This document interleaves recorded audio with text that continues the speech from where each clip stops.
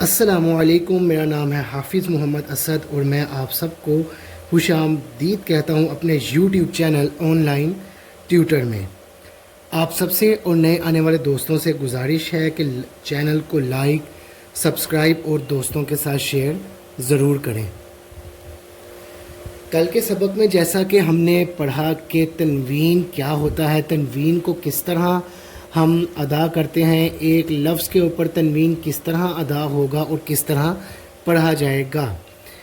اس کے ساتھ ساتھ ہم نے دو زبر، دو زیر اور دو پیش یہ بھی دیکھا اور ان کو پڑھا بھی، کیونکہ یہ اصل میں تنوین ہی کہلاتے ہیں، لیکن ساتھ ساتھ بچے کو بتانا، سکھانا اور سمجھانا بھی بہت ضروری ہے۔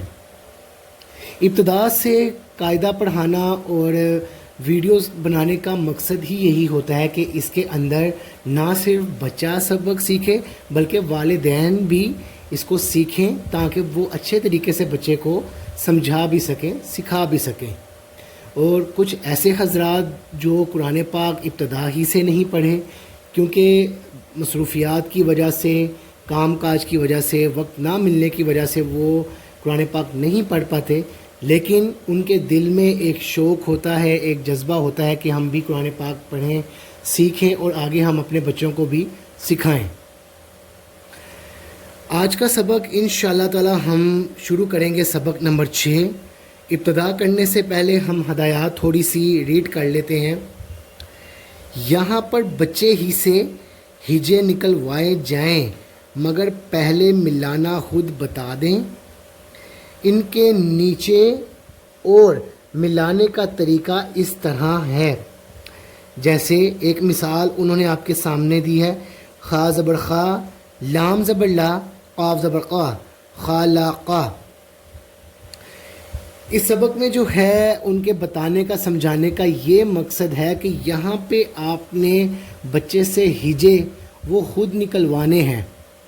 اس کو میں اور آسان کرتا چلوں کہ جب ایک لفظ، دو لفظ یا تین لفظ مل کے ایک مرکب بنتا ہے، ان کے اوپر جو ہے زبر ہے، زیر ہے، پیش ہے، الغرض کہ وہ جس طرح بھی ایک لفظ مکمل ہو رہا ہے، اس کو آپ نے بچے سے خود کہنا ہے کہ آپ پڑھیں، اس کو کہیں کہ آپ پڑھیں، آپ سنائیں۔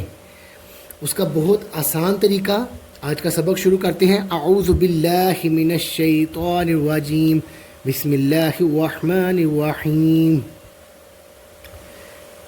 خا زبر خا، لام زبر لا، قاف زبر قا، خالاقا، خا زبر خا، لام زبر لا، قاف زبر قا، خالاقا۔ اسی طرح اس کے ساتھ والا لفظ بھی، را زبر را، زا زبر زا، کاف زبر کا، رازاقا، را زبر را، زا زبر زا، قاف زبر قا، رازاقا۔ اسی طرح اس کے ساتھ والا لفظ، زال زبر زا، کاف زبر کا، را زبر را، زاکارا، قاف زبر قا، دال زبر دا، را زبر را، قادارا۔ اسی طرح یہ والا لفظ، نون زبر نا، زوا زبر زوا، را زبر را، نازارا۔ اب جب آپ اس طرح اس کو پڑھ چکے ہوں تو یہ آپ نے ادا کیا توڑ اور پلس جوڑ، یعنی توڑ سے بھی ادا کیا اور جوڑ سے بھی ادا کیا۔ لیکن یہاں پہ میں آپ کو ایک چیز ضرور بتاؤں گا کہ جب آپ اس طرح لفظ کو پڑھ لیں تو ایک دفعہ آپ نے مکمل لفظ کو ملا کر بھی ضرور پڑھنا ہے، جس طرح خا زبر خا، لام زبر لا، قاف زبر کا، خالاقا۔ اسی لفظ کو آپ مکمل ملا کے بھی پڑھیں گے، خالاقا۔ اسی طرح اس کے ساتھ رازاقا، پھر اس کے ساتھ زاقارا، قادارا، نازارا۔ دوسری لائن کی طرف آ جاتے ہیں۔ عین زبر آ، دال زبر دا، لام زبر لا، عادالہ، ہا پیش ہو، دال دو زبر دن، ہودن، صا زبر صا، دال زبر دا، قاف زبر قا، صاداقا، ح ہا زبر ہا، سین زبر سا، نون زبر نا، حاسانہ. الف زبر آ، میم زبر ما، را زبر را، آمارا. اسی طرح جب اس کو بھی آپ توڑ جوڑ سے پڑھ لیں تو ایک دفعہ آپ نے روانگی کے ساتھ مکمل لفظ کو ادا کرنا ہے اور مکمل لائن کو آپ نے پڑھنا ہے. کس طرح؟ عدالہ، ہدن، سادہ او، حسانہ، آمارہ. تیسری قطار کی طرف چلتے ہیں. الف زبر آ، زال زیر زی، نون زبر نا، آزینہ. شین زبر شا، ہا زیر ہی، دال زبر دا، شاہیدہ. وا زبر وا، لام زبر لا، دال زبر دا، والادہ. تو پیش تو، وا دو زبر ون، توون. را زبر را، فا زبر فا، عین زبر آ، رافعہ. یہاں بھی آپ توڑ جوڑ کے ساتھ پڑھنے کے بعد اس کو ایک دفعہ مکمل روانگی کے ساتھ خود بھی ادا کریں گے. آزینہ، شاہدہ، والادہ، توون، رافعہ. جب آپ سبق پڑھ چکے ہوں تو کوشش کرنے کہ آپ شروع سے لے کر ایک دفعہ اینڈ تک دوبارہ پھر سے دہرا لیں.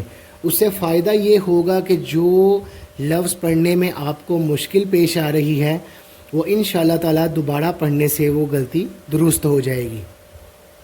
جیسے خلق، رزق، ذکر، قدر، نظر، عدل، ہدن، صدق، حسن، امر، آزینہ، شاہد، والد، توون، رفع. اس طرح سبق پڑھنے کے بعد آپ نے کم از کم 2 سے 3 مرتبہ سبق کی دہرائی لازمی کرنی ہے. اس سے بھی فائدہ یہ ہوگا کہ بعض اوقات ایسا کہ آپ سبق پڑھ لیتے ہیں لیکن آدھے گھنٹے کے بعد آپ اپنے مصروفیات میں لگ گئے. آپ دوبارہ جب سبق پڑھتے ہیں تو کچھ الفاظ، کچھ حرف ایسے ہوتے ہیں جن کو پڑھنے میں مشکل پیش آ رہی ہوتی ہے، تو دہرائی سے وہ غلطیاں ٹھیک ہو جاتی ہیں. سبق سے متعلق کوئی بھی سوال اگر آپ پوچھنا چاہیں تو کمنٹ سیکشن میں آپ مجھ سے پوچھ سکتے ہیں. میں انشاءاللہ تعالیٰ آپ کے سوالات کے جوابات ضرور دوں گا.